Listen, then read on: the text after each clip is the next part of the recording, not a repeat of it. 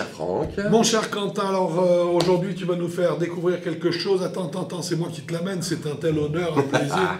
Regarde ce que je te donne. Waouh. Alors dis-nous un petit peu qu'est-ce que c'est ça, Alors ça c'est le Driver Cobra King F8.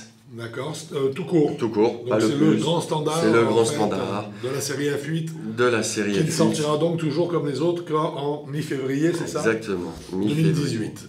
Voilà. C'est un club monté en Shaft NV. Aldila donc. Aldila. Standard bien, c'est leur grand classique. J'aime bien la couleur des grippes est toujours assortie quasiment à la tête. Ah oui. Donc revoilà la couleur que tu n'aimes pas beaucoup, voilà, ce petit gris. Petit sac poubelle. Voilà. Oui. Le carbone derrière, la face de club usiné. Usiné, donc ça nous garantit une régularité parfaite, une forme idéale. Le degré nickel chrome par rapport à ce qui est demandé. Les stries de... Les baffleurs ici qui sont en fait... D'aérodynamisme. Voilà, d'aérodynamisme. La face usinée, tu l'as dit, on voit bien qu'elle a en fait un usinage voilà. Qui donne un petit peu de Et train. puis là, c'est le F8 tout court. Il y a un poids à l'arrière de 12 grammes pour faciliter un peu l'élévation des balles. C'est ça. Et il y a un petit poids de 2 grammes plutôt vers le talon pour faciliter la revenue du club. La fermeture du club. La fermeture du club. Est-ce que ça marche beaucoup ou pas? Ça, tout le monde s'y met. Ça doit marcher un petit peu. Mais alors, oui, alors non, si tu veux, dans la réalité, ça marche. Mais là, on arrive à un antagonisme une fois de plus, c'est-à-dire qu'en fait, ça marche très bien, mais ça va à l'inverse du travail que l'on fait sur la recherche d'un moment d'inertie maximale sur les clubs. Voilà. C'est-à-dire que trouver un point, favoriser la rotation du club autour d'un point, c'est diminuer le moment d'inertie du club. Plus le moment d'inertie du club, plus le club reste au contraire stable dans sa traversée. Oui. Donc on va se retrouver à bout d'un moment à dire... C'est peut-être pas très utile, mais ça existe, ça a le mérite. Moi, ça le fait un petit peu. Et en fait, donc, mis à part le gris que tu n'aimes pas, moi, le club, je trouve d'un standard. La forme est parfaite parce que c'est très standard. Voilà. C'est un standard un peu moderne, parce qu'on voit quand même que c'est un petit peu effilé en pointe de club, etc. Il est très joli, moi je le trouve magnifique. Moi aussi, je le trouve très bien.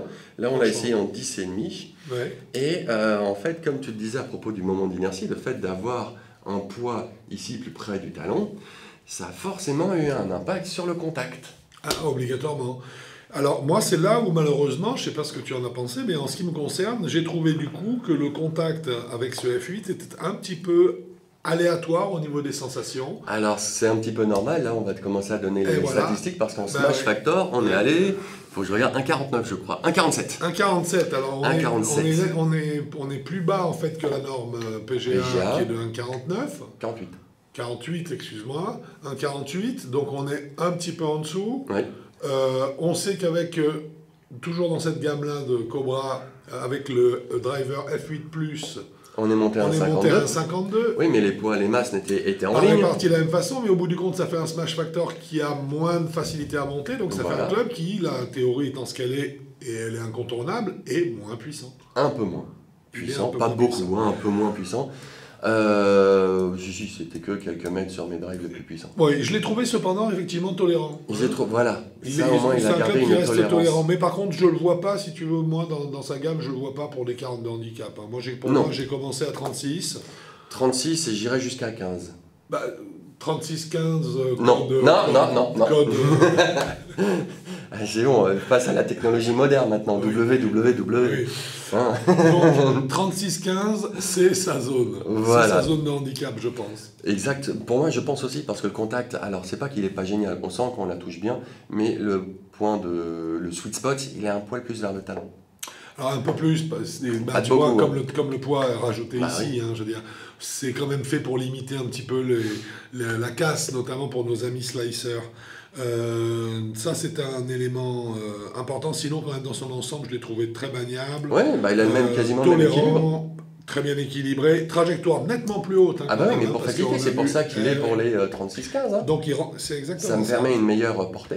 Exactement ça, trajectoire haute. Et par contre, alors une chose que j'ai appréciée, c'est que je trouve qu'il repose très bien au sol. Oui, comme tous les autres.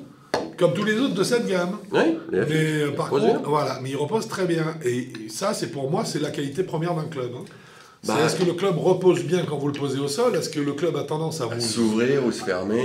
Voilà, déjà, s'il s'ouvre, il se ferme, niet. Si il est ouvert ou fermé alors qu'il repose bien, catastrophe. Là, il repose bien, la face est square. On peut imaginer un swing juste à partir d'un placement de club juste. Donc, c'est la grande qualité du club, c'est qu'il repose parfaitement, je trouve, au sol. Qu'est-ce que tu voudrais nous dire encore sur cette canne? Elle est bien, c'est juste que je trouve dommage au niveau du contact qu'il y ait une petite perte de toucher. Ouais. Mais pourtant on la sent très bien, hein. On la pointe, on la talonne un peu, on le sent tout de suite, on sent le sweet spot, on le trouve assez vite. Mais par contre, il faut bien être d'accord que c'est un poil plus vers le talon que plein centre. Ouais. C'est quelque chose qui pour moi est un petit peu désagréable, mais c'est quelque chose qui est prévu par les poids. C'est pas un défaut de fabrication. C'est un anti-slice. Hein. Anti-slice, non, anti-fade. Anti-fade, non mais anti-slice dans l'idée, c'est ce qu'il voudrait. Ici, tu as le poids arrière, vous voyez comme quoi c'est écrit dessus comme le port salut. Le poids arrière où il y a écrit high, donc ça veut dire qu'en fait c'est vraiment pour trouver de la hauteur. Hein. Et ici, comme par hasard, le poids rajouté ici vous spécifie en dessous draw. Donc c'est pour favoriser le draw, donc ça fait l'inverse du... C'est là pour contrer en fait le fade. Hein. Oui, là, ils le disent bien. C'est un club, absolument, c'est très bien expliqué. Ouais. Là, c'est un club, à mon avis, qui quand même est un petit peu moins performant que il est moins performant que la plus. En ce qui me concerne, du coup, je lui mettrais un 7 sur 10. Moi, j'ai un 7,5. Sachant qu'il est à 429 €, ce qui me paraît une fois de plus très cohérent, très honnête en fait pour un driver aujourd'hui. Moi aussi. Et en plus, pour ce prix-là, donc, un club qui intègre le fameux système Arcos. Exactement. Dont on a parlé. Dont on a parlé longuement, dont si vous voulez avoir vraiment beaucoup plus de détails, n'hésitez pas à aller sur le site de Cobra. C'est leur métier d'en faire un petit peu la pub, mais c'est un très bon outil. Il y a les bonnes explications ils expliquent bien.